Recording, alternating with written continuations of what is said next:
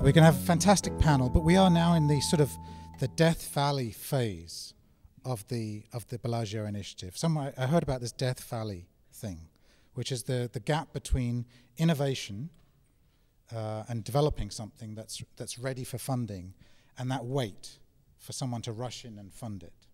But we're a little bit in that, we're at risk of being at that stage in this 12 to 15 day event.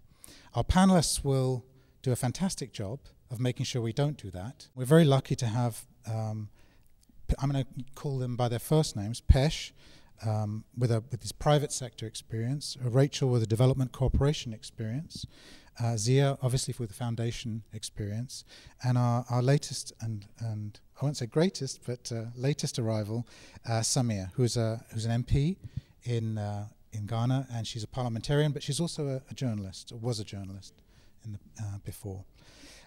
They are going to, they're not going to summarize what's happened in the last 12 to 15 days. There are only very few people in this room who could actually do that.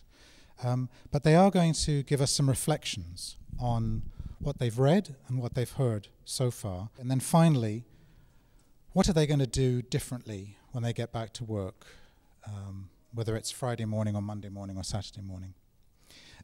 Obviously, I'm not going to ask those questions of Samia because she just got here, but I'm going to ask Samia to reflect on what the panelists have said and to give us some sense of some of the issues from the context that she works in Ghana.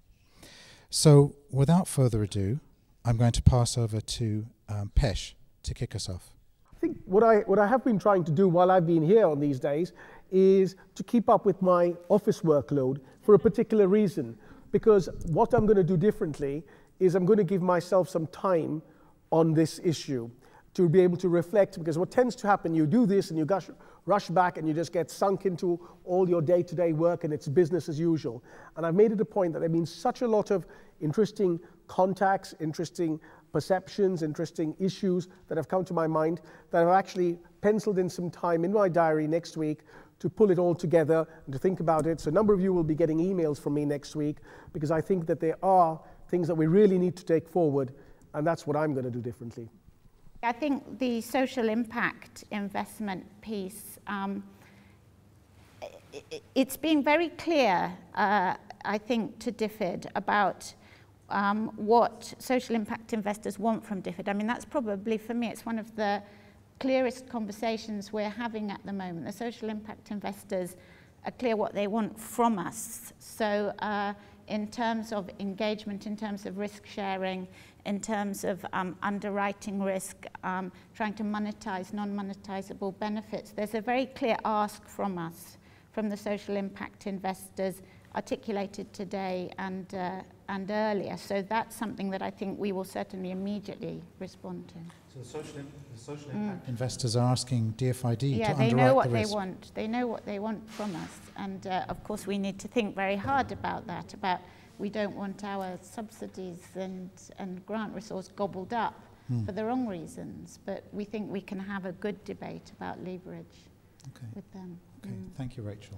I've heard a lot about people's perceptions of philanthropy and foundations. Some of it I've heard before, some of it's new. And I think we need to be just a little bit more conscious about all of the, there was a word used in the last breakout session I like, all the different touch points that we have with our various constituents, and just make sure that we are interacting the touch point in a way that's mutually beneficial rather than us just doing business. So when we make a grant, how do we make that transaction so we're learning about the grantees' agendas and we're building trust? When we're partnering with large development organizations, how do we do that so we recognize what we do similarly, but probably more importantly, what do we do differently? Where we might, for example, be able to take more risk with our capital, and it's more useful if there's a potential program that it could inform. So I just want to be more conscious about all the different interactions that we have at a more specific level than just sort of general philosophies of how we interact, and think about those touch points. You know, every member of parliament has at their disposal a certain sum of money, resources, to do some projects, like it could be building schools or clinics, or and I remember when we first started, we looked at the amount available. It's nothing You can just, it would not even be sufficient to build 6 classroom blocks.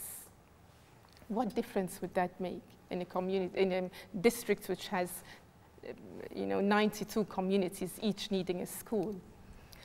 But what we did find out, that with the same amount of money, the same resources at your disposal, you can do much more if you manage those resources more efficiently. And how do you do that? How do you do that? Number one, by being more transparent with how you are going to dispose of those sums of money. If you're going to allocate a certain amount to buy cement blocks, then it should go in only that, and you should be open with the stakeholders, the community, the districts, everyone involved in the project. Number two, of course, that you have to, as much as possible, engage the community in the labor. And of course, when the community, when the people who are going to benefit from that particular project take part in making it happen, then of course they would own the process and they will maintain it better. So we discovered that with the same amount of resources at our disposal, rather than expanding one school, we could expand 2 or 3. And that, of course, raises our level of credibility and the trust between us and the community itself. So I think one lesson we can learn is to really involve those directly benefiting from whatever we think we can do with them. So we are not really, we are not giving charity, but we are trying to establish a relationship. And just like with business, you cannot succeed fully without becoming friends with the people you are going to do business with. So in my mind, it's the same thing. If you are thinking of helping, thinking of making an impact, so you have to make friends with the people you are going to be working with. It only makes sense. It's logical. In effect, many of us are philanthropists in one way or another. We give time, we give energy, we give lots of things outside of our day jobs in many ways, and we've got to keep that spirit going.